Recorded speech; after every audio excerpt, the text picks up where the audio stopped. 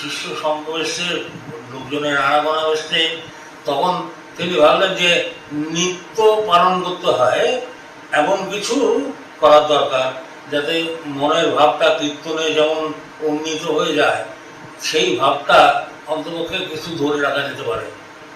তখন দীক্ষা দানের ব্যাপার হলো যে অনবরত জপ করতে হবে আর ধ্যান করতে হবে, অনবরত জপ করতে হবে আর ধ্যান করতে হবে। তো নাম আর নামই যদি অভেদ হন, তাহলে সেই নাম জপ করলে তিনি আমার অন্তরের কোথাও না কোথাও তিনি থাকবেনই, তার থেকে ছাড়া হতে পারবো না। আর ধ্যানে তার দর্শন করা এড়ে যেতে পারে। এই নাম ধ্যান শুরু হওয়ার পরে বহু লোকের তখন নাম দাম হতো, তখন সে সময় আমরা আজকাল একে অপর গুরু ভাইয়ের সঙ্গে দেখা হলে বলি জয় গুরু, সে সময় বলা হতো চলছে তো, একে অপরের সঙ্গে দেখা হলেই বলতো চলছে তো, অর্থাৎ নাম জপ চলছে কিনা। এত করে দেখছেন, এত ভাব সমাধি, এত কিছু, তবুও মানুষের সন্দেহ যায় না। এই কিশোরী মোহন, তিনি তার সন্দেহ হয় যে সত্যি যদি তিনি অন্তর্যামী ভগবান হন, অস্বীকারও করতে পারে না, স্বীকারও করে নিতে পারে না। তো একদিন হচ্ছে যে আসছেন রাত্রিবেলা, কিশোর মোহনের বাড়িতেই কীর্তন হতো। তিনি বৈষ্ণব ছিলেন, তো বৈরাগী বৈষ্ণব ছিলেন, সেখানে কীর্তন হতো। সেখান থেকে আসছেন, তো কিশোরী মোহন মনে মনে ভাবছেন যে এই ঠান্ডার রাতে, শীতের দিন, এখন যদি তিনি পদ্মায় ডুব দিয়ে স্নান করেন, তাহলে বুঝি তিনি অন্তর্যামী। ঠাকুর দাদা চলতে মানে কিশোরী কি যেন একটা মারিয়ে ফেললাম, বুটু মারিয়ে ফেললাম, এটা একটু চান করে আসি। জবাব করে পদ্মা ছিল ঠিক হুমায়ুন আশ্রমের সঙ্গে সাঁটা, ওই আশ্রমের উপরে যাতে জল না ওঠে তার জন্য বাঁধ দেওয়া হয়েছিল পরবর্তীতে। চান করে আসলেন, তবুও আবার কিশোরী মনে হয় যে হয়তো সত্যি বুটু পাড়ায় ফেলেছিল, তাই চান করেছে। আরেকবার যদি চান করে তাহলে বুঝতে পারি। তখন বাড়ি এসে গেছেন, ঘরে এসে গেছেন, বলছে না মনটা খিতখিত করছে, আরেকবার চান করে আসি বলে আবার গেলেন পর্দা দিয়ে চান করে। এইভাবে পরীক্ষা হয়েছে, তাও বিশ্বাস হয় না। পাটনার তখনকার সিদ্ধ সাধক ছিলেন পাগলা হরনাথ। এই হরনাথের কাছে কিশোরী মোহনকে পাঠালেন। হরনাথের কাছে সেখানে যাওয়াতে হরনাথ ঠাকুরের অলৌকিক গুণের কথা, তার ভগবত্তার কথা, তার মানব প্রেমের কথা, এই সব এমন করে বললেন যে সে অভিভূত হলো। মনে মনে করলেন যে সাধক তো তাকে চিনতে ভুল করবেন না, আমি সাধারণ মানুষ চিনতে ভুল করতে পারি। এসে সেই ঠাকুরের পায়ে পড়লেন, আর তখন থেকে আর প্রশ্ন নাই, আর প্রশ্ন না করে জীবনের শেষ দিন পর্যন্ত ঠাকুরের সঙ্গে, ঠাকুরের কাছে থেকে তার দায় দায়িত্ব সমস্ত গ্রহণ করে আমরা দেখেছি। কিশোরী মোহন তাকে আমি দেখেছি, অনেক দিনই দেখেছি। এমনকি এই তত বয়স পর্যন্ত আমরা ওই আরঙের মেলা বসতো, আমরা কিশোর দাদুর কাছে দিতাম। কিশোর দাদু গেলে তিনি 2 পয়সা দিতেন, পয়সা দিয়ে আরঙে যেতাম, ওই চিনির যেসব বাঘ ভাল্লুক তৈরি করে সেই সব কিনে খেতাম, খাগড়াই টাগড়াই এসব কিনে খেতাম। আর উনি দিতেন, আর আমাদের ভগীরথ সরকারদা যিনি ঠাকুরের কম্পাউন্ডার ছিলেন, এরা দিতেন, দুজনে দিতেন আরঙের পয়সা। আমরা এখনো রাজারে এই কিশোরী দাদু এই করতে করতে আস্তে আস্তে তো লোক সমাগম হতে লাগলো, কিছু লোক এখানে থাকতে আরম্ভ করলো। এখন তাদের কি করে চলবে, কি কোথায় থাকবে, কোথায় করবে, কোথায় খাবে ইত্যাদি।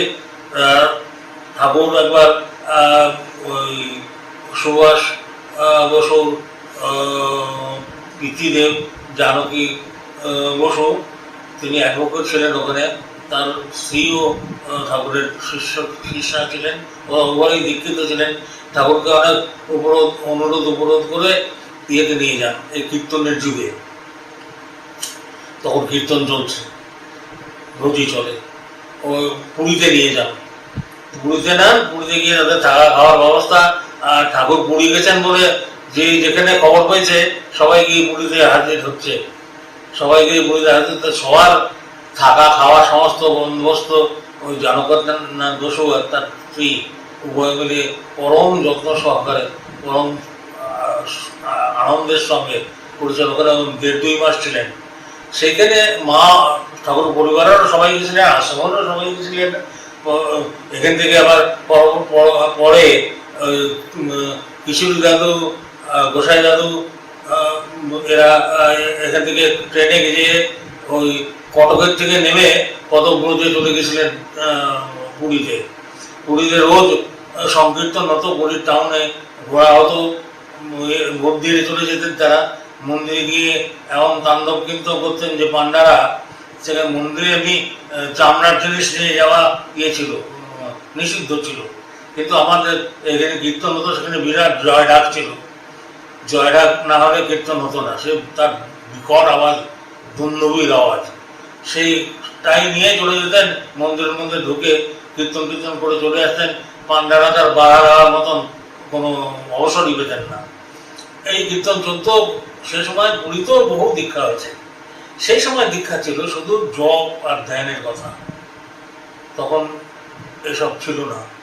এই করতে করতে সে সময় বহু লোকের বহু অনুভূতি হয়েছে, বহু লোকের শব্দ, জ্যোতি দর্শন এবং ঠাকুর যে সেই অনাময় পুরুষ, সেই তিনি যে পুরুষোত্তম অবতীর্ণ হয়েছেন মানব ত্রাণার্থে, তাদের সেই বোধগম্য হয়েছিল। তারা তখন সেরকম অনেকেরই সেরকম হয়েছিল, নাম ধানের পরেই তখন জোর সাহা ছিল। এই করে কিন্তু এই যে করছেন এরা সর্বতভাবে, এরপরের থেকে তার মনে হয় এটাও ঠিক কন্টিনিউয়াস একটা ব্যাপার হচ্ছে না। তখন তিনি যে ছোটবেলায় একবার তিনি পাখির ছানা ভালোবাসতেন, তো গাছে উঠেছেন, বেয়ে উঠেছেন, গাছের কোটরে পাখির ছানা আছে কে বলেছে, সেখানে এগিয়ে দিয়ে হাত ঢুকাইছেন। হাত ঢুকাতেই দেখেন যে সে সাপ। তো সাপ দেখে সাপটাকে সন্তর্পণে রেখে দিয়ে গাছের থেকে তাড়াতাড়ি নেমে চলে দৌড়েছেন। দৌড়ে কিছুক্ষণ যাওয়ার পরে কি হলো ব্যাপারটা মনে করতেই তিনি অবশ হয়ে আর চলতে পারছেন না, হাত পা কাঁপছে। এরকম একবার সাপ রাস্তার উপরে ছিল, সেখানে দৌড়ে পার হয়ে এলেন, ফড়া তুলেছিল। তারপরে কিছু দূর আসার পরে আর করতে পারছেন না। দেখলেন যে শারীরিক ক্রিয়া হওয়ার পর ভাবটা আসে, ভয়ের যে ভাবটা হলো সেটা গাছের থেকে নামার সময় হয়নি, দৌড়ে পালানোর সময় হয়নি। দৌড়ে পালিয়ে যেই একটা মানে নিরাপদ দূরত্বে যেই দাঁড়ালেন, তখন সব অবশ হয়ে গেল। তখন আর জন্য চলতে হতেই পারছে না। এই অবজারভেশন তো তার মানে তন্তুতে আর সে সঠিক অবজারভেশন। এই বড় ইয়েতে আছে মানুষতত্ত্বের একটা দিক, যে আগে আমরা শারীরিক কর্ম করি, তার ফলে আমরা রাগ যখন হয় তখন চোখ বড় করি, চিৎকার করি, হাত মোটো করি, তাই রাগ বাড়তে থাকে, রাগ হয়। কিন্তু আমি রাগটাকে যদি দেখতে যাই, তাকে যদি অবলোকন করার চেষ্টা করি, দেখার চেষ্টা করি, তাহলে কিন্তু আর রাগ থাকবে না, রাগ সঙ্গে সঙ্গে চলে যাবে। এই যে দেখলেন যে শারীরিক ক্রিয়ার ফলে ভাবের সৃষ্টি হয়, তাই এমনতর কিছু করতে হবে যা নিত্য পালন করলে, শারীরিক ক্রিয়া করলে, তাহলে করে এই ভাবটা আসে। ভাব কি না, ঈশ্বরের প্রতি ভালোবাসা, ঠাকুরের প্রতি ভালোবাসা। এই ভালোবাসা না আসলে তিনি যা বলছেন, যা করছেন, তার কিছু করা আমাদের পক্ষে সম্ভব হয়ে উঠবে না। ভালোবাসায় এমনই টান যে এটা যে কোনো ভালোবাসায়, যেমন তোর ভালোবাসা হোক।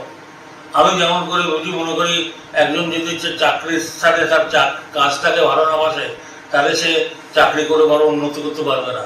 একজন যদি ব্যবসা করে, সে যদি ব্যবসাটাকে ভালো না বাসে, তাহলে তার ব্যবসায় উন্নতি করা সম্ভব না। যদি বিদ্যার্থী ছাত্র সে যদি তার সাবজেক্টকে ভালো না বাসে, ভালো না লাগে, তাহলে পরে কিন্তু সে সেই বিদ্যায় পারদর্শী হয়ে উঠতে পারবে না। যে কোনো ব্যাপারে একটা মেয়েকেও যদি আমি ভালোবাসি, তাহলে তাকে ভালোবাসতে হলে তার জন্য কিছু করতে হবে, তার কথা ভাবতে হবে, তার কথা বলতে হবে, তার জন্য করতে হবে। এই কিন্তু আরো পরে গিয়ে আরো আয়নাতে গিয়ে যজন, যাজন এবং ইষ্টবিধি হয়েছে। বিশ্বগুরু উৎসব হলো প্রচুর প্রচার হয়েছিল, বিশেষ করে বাংলাদেশে, তখনকার অবিভক্ত বেঙ্গলে। বহু গণ্যমান্য ব্যক্তি সেখানে উপস্থিত হয়েছিলেন। তিনি ঠাকুর আগে জানতেন না, তো তারা উৎসবের প্রচার প্রসার এবং উৎসবের জন্য অর্ঘাদি সংগ্রহ, জিনিসপত্র সংগ্রহ, এইসব ভক্তরা যেমন বিরাজদা, তারপরে বীরু রায়, আরও কুষ্টিয়ার গোকুলদা ইত্যাদি অনেকে কুষ্টিয়ায় যেতেন। কুষ্টিয়ায় অনেক শিষ্য ছিল। তখনকার দিনে স্টিমারে করে যাচ্ছেন, স্টিমারে কীর্তন হচ্ছে, সবাই দীক্ষা নিয়ে নিল, একজন খালাসির থেকে আরম্ভ করে কেউ বাদ ছিল না। তখন এরকমই ছিল, সবাই দীক্ষিতরা ছিল, ঠাকুরকে ভালোবাসত এমন লোক বহু ছিল। তারা সব মিলে বললো যে এই কৃষ্ণের জন্মাষ্টমী পালন করা হয়, রামচন্দ্রের রামনবমী পালন করা হয়,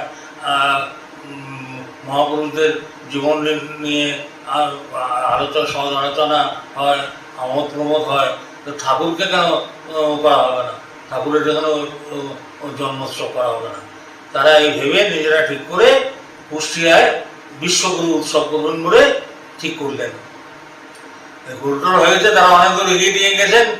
এরপরে ঠাকুরকে বলছেন, তো ঠাকুর তো যাবেন না, ঠাকুর কিছুতেই যাবেন না, না বিশ্বগুরুতে যাবো না, আমি গুরু টুরু কিছু না।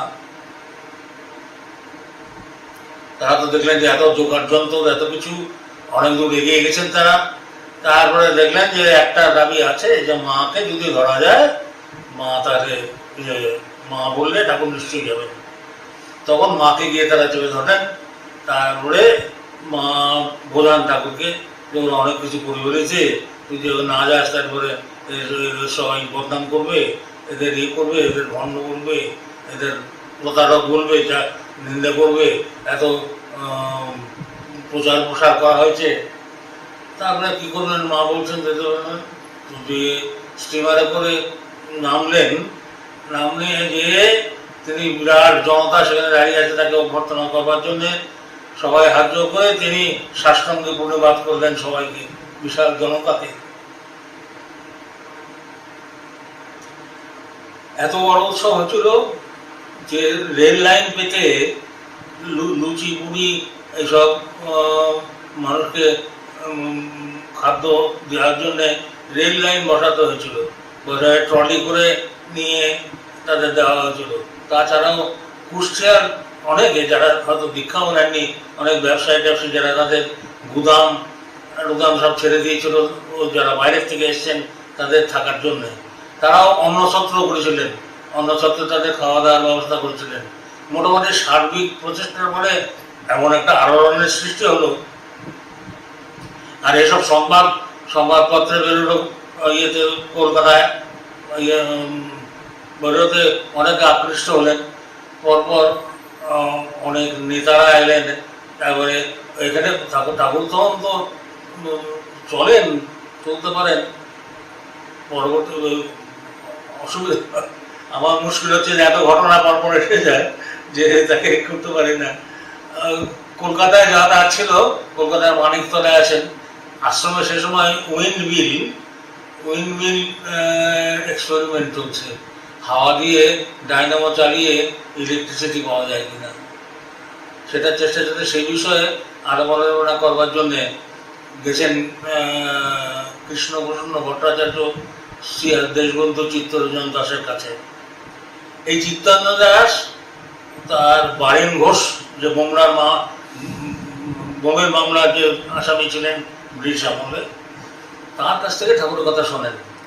তখন এই তিনি ঠাকুরের সঙ্গে দেখা করার জন্য ভিতরে ভিতরে উন্মুখ হন। সে সময় ঠাকুর মানিকতলার কোনো একটা বাড়িতে ছিলেন। গিয়ে উঠেছেন তখন সেখানে কলকাতায়। আর কৃষ্ণভূষণ ভট্টাচার্য গেছেন উইন্ড মিল সম্বন্ধে আরও কিছু নো হাউ পাওয়ার জন্যে বা কিছু সহায়তার জন্যে গেছেন। উনি নাম শুনেই ঠাকুর এখানে আছেন জেনেই বললেন যে আমি এখনই যাবো, এখনই দেখা করতে যাব। তখনই রওনা হলেন রাতের বেলা, যেখানে ঠাকুর আছেন সেইখানে, যে মানিকতলায় সে বাড়িতে। তখন নিজের তলায় তুমুল কীর্তন চলছে। ঠাকুর চিত্তরঞ্জনকে নিয়ে ছাদের উপরে গেলেন। ছাদের উপরে গেলে অনেক আলাপ আলোচনা, অনেক কিছু হলো, করলো। তিনি কনভিন্স হলেন, তিনি বুঝালেন ঠাকুরকে। তখনকার রাজনীতি হচ্ছে যে খাতে চলছিল ব্রিটিশ, তারাও তিনি ছোট কথা বলছে, ব্রিটিশ যেমন করে আজকে এত বছর ভারতের বুকে রাজত্ব করে যাচ্ছে, এটা সম্ভব হলো কী করে? দেখছেন তো, তারা বিদেশি, সেখান থেকে এসে এখানে ভারতের জনগণকে তারা কিভাবে মোহিত করলো, সেবা দিয়ে মোহিত করলো। তো সেই সেবা দেওয়ার চেষ্টা করেন, ওই স্বরাজ করে করে আন্দোলন করে কতদিনে কি হবে? মানুষের স্বভাবের যদি চেঞ্জ না হয়, মানুষকে সেবা দিয়ে যদি উদ্বুদ্ধ না করতে পারেন, আমন করে না নিজের করে না নিতে পারেন, তাহলে কাদের জন্য করছেন? আপনি দেশবাসীর জন্য করছেন তো, স্বরাজ দেশবাসীর জন্য। সেই স্বরাজ আপনি কাকে দিয়ে যাবেন? কে চালাবে? আপনি চিরকাল থাকবেন কি? কেউ থাকবেন না, আমিও থাকবো না, আপনিও থাকবেন না। এই স্বাধীনতা আপনি দিয়ে যাবেন কার কাছে? কারা এটাকে চালাবে? কারা দেশের মানুষকে জাগরিত করবে? কারা পারস্পরিকতা আনবে? কারা সয়ে বয়ে চলার কথা আনবে? কারা সেই উন্নয়নের কথা ভাববে, যা করে সবার কেউ যে বাদ না করে? সেই সেবা দেওয়ার চেষ্টা করুন। আর এইটা পেতে হলে ভালো মানুষের দরকার। ভালো মানুষ না হলে পরে, সত্যিকারের প্রবৃত্তিজয়ী মানুষ না হলে পরে এই কাজ, এই বৃহত্তর কাজ সবাই এরকম হয়ে চলবে তা না। কিন্তু কিছু লোক যদি এরকম না পান, তাহলে কিন্তু হবে না। আর তা করতে হলেই তখনকার যে বিয়ে থার ব্যাপারে যেসব সামাজিক গণ্ডগোল সব হয়ে গেছিল তখনকার দিনে ছিল, তো সেটার এমন পরিবর্তন না করতে পারলে পরে সুসন্তান আসা সম্ভব না। এমন পিতামাতা যদি না হন, ধর্ম ভবাবান্য পিতামাতা যদি না হন, তাহলে সুসন্তান সেখানে কিছুতেই আসতে পারে না। সুসন্তানের যারা যে মরে যাওয়ার ভালো লোক, লোক, সবাই তো মানুষ মরণশীল এক সময় মরতে হবে। তো মরে গিয়ে তারা যে থাকেন, সেই ভাব যেখানে উপস্থিত না হয়, সেই ভাবের উপস্থিত না হলে তারা জন্মগ্রহণ করতে পারেন না। আর সেই জন্মগ্রহণ না করতে পারলে, সেই সদ্ভাবের জন্মগ্রহণ না করতে, সদ্ভাবের উদয় না হলে পরে সেখানে সেই মুক্ত আত্মা যারা, সেই আত্মাদের পুনরায় জীবন গ্রহণ করা সম্ভব হয়ে ওঠে না। সেই জন্য এই বায়ুভূত নিরাশ্রতা হয়ে থাকে হচ্ছে যারা সত্যিকারের ভালো আত্মা, তারাই এই বায়ুভূত নিরাশ্রয় হয়ে থাকে, খোঁজে কিভাবে আমরা জন্মগ্রহণ করতে পারি। সেই ম্যারেজ রিফর্মের কথা তিনি বললেন, সেই ম্যারেজ রিফর্ম করতে হবে, যার দ্বারা আমাদের হতে হয়। তাছাড়া ইষ্টে অনুরাগ নিয়ে একজন দ্রষ্টা পুরুষ যদি না থাকেন, যিনি মানুষকে রাস্তা রাখবেন, তার নীতিবিধি এবং তার উপদেশ পালন করে যদি না চলে, তাহলে পরে এই দেশের সরা করে পরে আবার তো সেই একই জিনিস হবে। কোনো এককটাও তারা শাসন করছিল, এরপরে দেখবে যে নৈরাজ্য হয়ে যাবে, কে কাকে শাসন করে, সেই অবস্থায় এসে পৌঁছে যাবে। এসব অনাঘাতটা তিনি বুঝলেন, সবটা বিচক্ষণ মানুষ ছিলেন, বুঝলেন। এবং তিনি এসে ঠাকুরের সঙ্গে দেওঘরে, এই পাবনায় থাকবেন, কিছুদিন তার সঙ্গে থাকবেন। এবং ওখানে থেকেই তিনি ওখানে স্বরাজ পার্টির যারা বড় বড় নেতা ছিলেন, সেই হিমায়তপুরের সেখানে ডেকে, সেখানেই তিনি ঠাকুরের ভাবধারা যেভাবে তিনি দেশ গঠন করার কথা ভাবতেন, সেই সম্বন্ধে আলোচনা করে রাজনৈতিক কর্মপদ্ধতি সেইভাবে সঞ্চালিত করার জন্য তিনি তৈরি হয়ে এসেছিলেন পাবনাতে। কিন্তু তার শরীর খারাপ করে এবং আত্মীয় স্বজনের তারও যাওয়ার ইচ্ছে ছিল না, ঠাকুরেরও যেতে দেওয়ার ইচ্ছে ছিল না, কিন্তু তার আত্মীয় স্বজনের ইয়েতে চাপে পড়ে তিনি কার্শিয়াং গেলেন। কার্শিয়াংয়ে গিয়ে চেঞ্জের জন্য কার্শিয়াংয়ে গেলেন। কার্শিয়াংয়ে তার সেই কার্শিয়াংয়ে মহাত্মা গান্ধীও গিয়েছিলেন। এই যে আলোচনা দেশবন্ধু চিত্তরঞ্জন, শ্রী ঠাকুর অনুকূলচন্দ্র দেশবন্ধু চিত্তরঞ্জন বলে একটা বই আছে, সেটা তখনকার একটা কি আত্মদর্শন নাকি একটা পত্রিকায় এই ইয়েটা প্রকাশিত হয়েছিল। আর পরবর্তীকালে এখানে সবসময় পাবলিশিং হাউসে পাওয়া যায় দেশবন্ধু শ্রী ঠাকুর ও দেশবন্ধু চিত্তরঞ্জন বলে, যে তার কথোপকথন যে হয়েছে, আলোচনাটা যেটা হয়েছিল, যেটা যে আলোচনায় মুগ্ধ হয়ে তিনি ঠাকুরের শিষ্যত্ব গ্রহণ করেছিলেন এবং পাবনায় হিমায়তপুরে বসে ঠাকুরকে মাথায় রেখে সেইভাবে দেশের স্বরাজ পার্টির পরিচালনা করবেন বলে ঠিক করেছিলেন, সেটা শেষ পর্যন্ত হয়ে উঠল না। উনি গান্ধীজিকে বলেছিলেন যে তোমার প্রয়োজন আমার প্রয়োজন ঠিক একরকম না, কিন্তু আমার গুরুর স্মরণ নেওয়ার পরে, তার আশ্রয় নেওয়ার পরে আমি যেসব জিনিস আগে পরিষ্কার দেখতে পেতাম না, এখন আমি সেগুলো খুব পরিষ্কার দেখতে পাই। আমি দূর দর্শন করতে পারি, ভবিষ্যৎ দর্শন করতে পারি, যাতে বুঝতে পারি যেটা করলে কী হবে। তুমি একবার সেখানে যেও, তার সঙ্গে দেখা করো। গান্ধীজি গিয়েছিলেন কার্শিয়াংয়ে দেশবন্ধুর সঙ্গে দেখা করতে, সেখানে ছিলেনও কিছুদিন। পরবর্তীকালে গান্ধীজিও এসেছিলেন, তখনকার শ্যামাপ্রসাদ মুখার্জি এসেছিলেন, সুভাষ বসু তো মা বাবা দীক্ষিতই ছিলেন, তিনিও অনেকবার এখানে ঠাকুরের কাছে এসেছিলেন। একবার এসে দেখা করতে পারেননি, ভীষণ ভিড় ছিল ঠাকুরের কাছে। তিনি ভিড় দেখে হয়তো তিনি জোর করতে পারতেন, দেখা করবো বললে হয়তো পারতেন, কিন্তু তিনি তো সুভাষ বসু না, তিনি পরিস্থিতি বুঝে তিনি চলে গেছিলেন। তারপরে আর একবার দেখা হয়েছিল, তিনিও তার সঙ্গে রাজনৈতিক অবস্থা নিয়ে, স্বরাজের আন্দোলন নিয়ে, অসহযোগ আন্দোলন নিয়ে কথাবার্তা অনেক কিছু হয়েছে। সহিংসবাদ, অহিংসবাদ, তা নিয়েও তার সঙ্গে অনেক কথা হয়েছে সুভাষ বোসের সঙ্গে। সেখানেও সেই ম্যারেজ রিফর্ম করা মানুষের কথা বলেছিলেন। সেই যে তার আকাঙ্ক্ষা, আমি চাই শুদ্ধাতা, তারই খোঁজে তিনি লেগেছিলেন এবং সেটাই পাওয়ার দরকার। তা না হলে যে হয়ে উঠবে না, তা তিনি তাদের বোঝানোর চেষ্টা করেন। শ্যামাপ্রসাদ মুখার্জিকে বলেছিলেন, তিনি এসেছিলেন তখন হিন্দু মহাসভা করতেন, তিনি হিন্দু মহাসভা করে তার দিলীপ ঠাকুরকে বলেছিলেন, সৎসঙ্গ আপনি যদি হিন্দু মহাসভায় যোগ দেন তাহলে আমাদের পার্টি যোগ খুব বলিষ্ঠ হয়ে উঠবে। তো ঠাকুর বলেছিলেন যে আগে তো দেখতে হবে যে আমাদের দরকারটা কি, আমার যোগ করলেই তো হবে না, আগে মানুষ তৈরি করার দরকার আছে।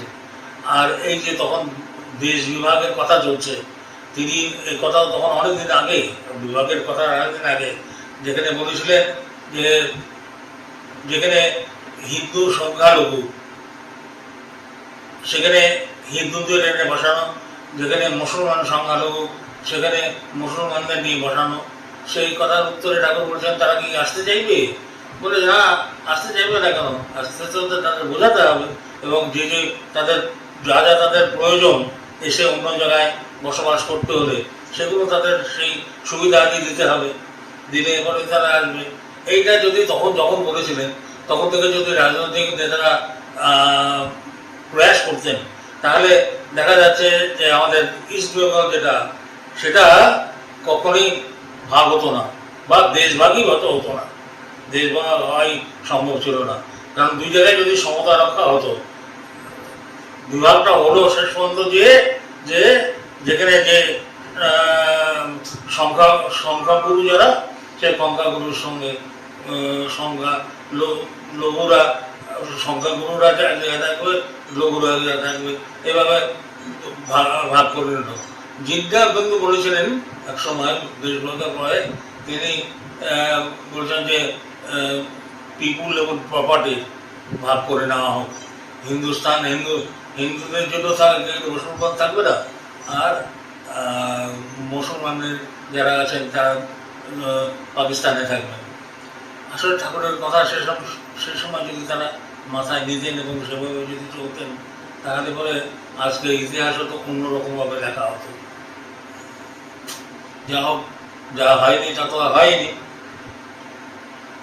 বাধ্য হয়ে তিনি আগে এরকম আগের থেকে বুঝতেন, সরকার আগে থেকে বুঝেই বলতেন তিনি তো ত্রিকালদর্শী। ত্রিকালদর্শী তার নাম যার তো কারণ নাই, তার চোখের সামনে কি হবে না হবে, কাল কি হবে, 1 মিনিট পরে কি হবে, 1 সেকেন্ড পরে কি হবে, তাও তিনি জানেন। এই যে ভাগ হবে, দেশ ভাগ হবে, এড়ানো যাবে না। অনেক হিন্দু হলে তিনি হিমায়তপুর, যেখানে আমাদের সৎসঙ্গ আশ্রম ছিল, সেখানে অনেক হই হই ক্ষত্রিয় বলে তাদের, আমি তাদের দেখেছি। সে সময় যদি এই ইকুইলিব্রিয়ামটা যদি ঠিক করা যেত, তাহলে হয়তো দেশ বিভাগ করার প্রয়োজন হতো না বা প্রশ্নই হয়তো উঠত না। যাই হোক, সে দেশ বিভাগ হলো এবং তাকেও অত কষ্ট করে গড়ে তোলা, কোটি কোটি টাকার গড়ে তোলা যে হিমায়তপুর সৎসঙ্গ আশ্রম, যেটাকে শান্ত শিষ্ট গ্রামের সরলতা, গ্রামের সজীবতার সঙ্গে শহরের সুবিধাদি সমস্ত কিছু নিয়ে যে আদর্শ পল্লী যেমন হতে পারে, সেই সব কিছু ছেড়ে, কি ছিল না সেখানে, সবই ছিল, সব ছিল, সেসব ছেড়ে এক বস্ত্রে তিনি চলে এলেন। যদিও তখনও পার্টিশন হয়নি, 2 সেপ্টেম্বর 1946 এখানে দেওঘরে চলে আসতে বাধ্য হলেন। দেওঘরে এসে আবার শুরু হলো নতুন সংগ্রাম। এখানে বড়ার বাংলো মিলে একটা বাড়ি, ওখানে আসবেন। অনেকদিন থেকেই বাইরে শরীরটা ভালো চলছিল না, বায়ু পরিবর্তনের কথা ডাক্তাররা বলেছেন, কোথায় কোথায় বাড়ি ভাড়াও করা হয়েছিল। তারপরে তিনি বললেন না, বৈদ্যনাথ ধামে যাবো। তো বৈদ্যনাথ ধামে গেলে পরে তখন ওই এখানে এসে বাড়ি ঠিক করা হলো, ওই বড়াল বাংলো বাড়ি, সেখানে এসে উঠলেন। সেই দিনটার কথা আমার এখনো খুব মনে পড়ে। সকালবেলা 11টা নাগাদ, আমার এরকম সময় মনে হয় 11টা 12টার সময় ভোগ হয়েছে। ভোগ হয়ে ওই একটা চৌমাথার মোড় ছিল, আমি এসছি সেখানে। বর্ষাকাল, বাঁধের নিচে জল সমুদ্রের মতন। এই হিমায়তপুর আশ্রম থেকে কুষ্টিয়া কোথাও আর কিছু নেই, শুধু জল আর জল, মনে হয় সমুদ্র। ছোটবেলায় আমাদের একটা হবি ছিল আর কি, আমার বাড়ি সব মাতৃমন্দিরের এই 100-150 হাতের মধ্যে, পাবনায় যে বাড়ি ছিল, যে বাড়িতে আমরা থাকতাম, তার 2-3 হাতের মধ্যে নতুন যে ফিলান্থ্রপি অফিস হয়েছিল সেটা, ওই 2-3 হাতের মধ্যে পোস্ট অফিস, ডাক্তারখানা, আর বাঁধ ছিল মনে করো 200-250 হাতের মধ্যে, যে এখানে বাঁধ দেওয়া হয়েছিল যাতে বর্ষার সময় পদ্মার জল আশ্রমের মধ্যে উঠে না আসে। আমরা দৌড় মেরে সকালবেলা ঘুমের থেকে উঠে দৌড় মেরে যেতাম, গিয়ে দেখতাম ওখানে সিঁড়ি ছিল, নিচে নেওয়া প্রায় 1-1.5 তলা সমান উঁচু নিচু। সে সিঁড়ি, কয়টা সিঁড়ি ডুবলো দেখতে যেতাম। ঠাকুর যেদিন চলে এলেন, ঠাকুর নেই ওখানে। বর্দার বাড়ি কেউ নেই, খেবু কাকার বাড়ি কেউ নেই, আমাদের বাড়ির ঠিক লাগাই ছিল ছোটো কাকা, মানে ঠাকুরের ছোটো ভাইয়ের বাড়ি, তারা ছেলেপেলে এসব তারা নেই। ঠাকুরকে যারা সবসময় অ্যাটেন্ড করতেন, ডাক্তার প্যারি নন্দিতা, তিনি চলে এসছেন ঠাকুরের সঙ্গে। হরিপদ সাহা, ডাক্তার হরিপদ সাহা, অনেক পুরনো লোক, সেই ইয়ং অবস্থায় চলে এসেছিল ঠাকুরের কাছে। তিনিও হোমিওপ্যাথি এমনি ডাক্তার ছিলেন। সব ফাঁকা, খেবু কাকার বাড়ি ফাঁকা, কৃষ্ণভূষণ ভট্টাচার্য, শ্রী বর্দার বাড়ি, আদিত্যদের বাড়ি, এই আশ্রম চত্বরে যে আশ্রম ছিল কেউ নেই, না একটা ছেলেবেলে না কিছু। আমি ওখান থেকে চলে এলাম, এসেই মন খারাপ হয়েছে, তো ঠাকুর চলে গেলাম, তো বুঝিনি। তখন আমার 8-9 বছর বয়স হবে, 9 বছর বয়স হবে। তো এসে বাড়িতে শুয়ে পড়েছিলাম, মন খারাপ হয়েছিল, ঠাকুর চলে যাচ্ছেন বলে মন খারাপ হয়েছে। তো পরের দিন সন্ধ্যেবেলা থেকে খুব ঝড় জল হয়েছে, ভোর হয়েছে, গেলাম ছুটে সেই দেখতে, দেখি যে একটা সিঁড়ি মাত্র বাকি, ও 27-28টা না 22-23টা কি সিঁড়ি ছিল। ওই আশ্রমে উপরে ঢেউয়ের জল আসছে, কিন্তু পুরো উঠে আসছে না, ইঞ্চি 6 কি 1 ফুটখানি নিচে। আর সিঁড়ির কোনায় একটা বাচ্চা, সে ঢেউয়ের তাড়াতাড়ি ডুবছে, বাচ্চাটা সাদা হয়ে গেছে জলে থেকে থেকে, আর মাছ ঠোকরাচ্ছে থাকে। এটা এখনও আমার মনে হয়, এখনও আমি পারি এখন সমস্ত আশ্রমটায় একটা শ্মশানের নিস্তব্ধতা, কিচ্ছু নেই, কেউ কোথাও নেই। ওই এসে ঘুরে বেড়াচ্ছি একা একা, কিরম বন্ধু বান্ধব কেউ নেই, সমবয়সী কেউ নেই, ঘুরে বেড়াচ্ছি সারা মাতৃমন্দিরের বারান্দায়, ঠাকুর যেখানে বসেন সেখানে, টাসুতে পেশুতে একটা মাদের উপরে একটা ঘর করলো, চাইনিজ মিস্ত্রি একটা করেছিল কাঠের ঘর, সেখানে এরকম ঘুরে বেড়াচ্ছে চারিদিকে, কেউ কোথাও নাই, শ্মশানের নিস্তব্ধতা, আমি যেন অফানের মতন ঘুরে বেড়াচ্ছি। এই করতে করতে ঠাকুর তো চলে এলেন দেওঘরে, আমরা তারপরে এর মধ্যে নোয়াখালীর রায়ের টাইট শুরু হয়ে গেল। আমার দিদিরা ছিলেন তখন, তো কারোর বয়স 12 বছর, 13 বছর, 14 বছর এরকম। আমার বড় দিদির বিয়ে ঠাকুর আসার 15 দিন আগে হয়েছিল, 2 সেপ্টেম্বর ভাদ্র মাসে হয়েছিল। তারা আছে, এইসব আমরাই আছি। 2 মাস পরে আমরা এখান থেকে পাবনার থেকে দেওঘরে একটা আমরা 8-10টা ফ্যামিলি, আমি মমতা বাগচির ফ্যামিলি, আরও আমাদের ফ্যামিলি, আরও কয়েকটা ফ্যামিলি একসঙ্গে আসলাম। নৈহাটিতে এসে গাড়ি বন্ধ হয়ে গেল, স্টেশনের পরে থাকলাম। তখন ভারত সেবাশ্রমের সঙ্গে লোকরা খুব সাহায্য করেছিল। ওইখানে এসে পৌঁছালাম দেওঘরে। এখানে তখন আবার নতুন করে ঠাকুরের শুরু হচ্ছে দেওঘরের লীলা। এলাম তখন আমি তো তপবনে পড়তাম, স্পেশাল ক্লাস পড়েছিলাম। স্পেশাল ক্লাস পড়ে তারপরে আমার 3 বছরের মধ্যে ম্যাট্রিক দেওয়ার কথা, অর্থাৎ 13-14 বছরের মধ্যে, 13 বছর 14 বছরের মধ্যে ম্যাট্রিক দেওয়ার কথা। তো সব হলো পড়া। এখানে এসে তো না স্কুল, না পড়া, না কিছুই নেই। একখানা ঘরের একটা ছোট্ট বারান্দার মধ্যে আমরা 8-10 জন থাকি, এই ঘুরে ঘুরে বেড়াই, খাওয়ার নেই দেওয়ার নেই। এখানে তখন চারিদিকে খুব আতা গাছ ছিল আর পেয়ারা গাছ ছিল। তো ওই আমরা সকালবেলা বেরোতাম বাড়ির থেকে, পড়াশোনা তো কিছু বানাই নেই, আর বেরোতাম কোথায় পেয়ারা আছে, কোথায় ফলসা আছে, কোথায় ডেহুয়া আছে, কোথায় জাম আছে, কোথায় আম আছে, এইসব। তখনকার দিনের এখানে বেশিরভাগ বড় বড় বাড়ি ছিল বাঙালিদের, বড় বড় হাতা, আর তাতে গড়বানের গাছ ছিল ভালো, খুব মিষ্টি আমটাম খুব ভালো ছিল, জাম টাম সব কিছুই ভালো ছিল। ওই খেতাম, দুপুরে কোনো রকম করে আনন্দবাজারে একবার যদি হয় হলো। আর এইভাবে চলছে আর কি, চলতে চলতে এখান থেকে আবার সেই তার দুতুর করে আবার সেই হিমায়তপুরের সব অভিযান। একমাত্র সম্ভব ছিল মানুষ অনেক দীক্ষিত ছিল তখন, অনেক তখন দীক্ষা হয়ে গেছে, এখানে চলে এলেন। তার সঙ্গে আস্তে আস্তে বোঝাও এসে হাজির হয়ে গেল, যে এরা যারা পাকিস্তান হওয়ার পরে, দেশ বিভাগ হওয়ার পরে অনেকেই এসে ঠাকুরের এখানে থাকতে থাকলেন। আস্তে আস্তে বাড়ি ভাড়া করা হলো, এ বাড়ি সে বাড়ি ও বাড়ি ভাড়া গাড়াগাড়ি করে থাকা, আনন্দবাজারে খাওয়া। এই আগে যেমন পাবনায় শুরু হতো, একবার ঘন্টা পড়তো আনন্দবাজারে খাওয়া, কত অনুভব ব্যাপার। তার থেকে কিছুটা ভালো অবশ্যই, দুবার রাত্রের দিকেও কিছু রান্না হতো, আর পাবনায় তো রাত্রের দিকে রান্না হতো না আগে প্রথম অবস্থায়। এই এলাম, এসার পরে তারপরে 9তে পড়তে পড়তে 5-7 বছর চলে গেল।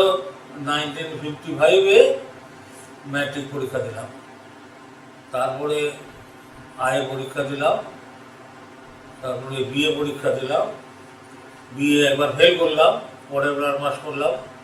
ঠাকুরের কাছে রেজাল্ট দিয়ে বললাম, ঠাকুর জয়গুরু করে উঠলেন, খুশি হলেন। তারপরে কিছুদিন পরে আমাকে বললেন যে ওই বাণী টানি লেখার কাজে তুমি ওদের সাহায্য করবে। আমি বললাম যে আমার হাতের লেখা তো খুব খারাপ।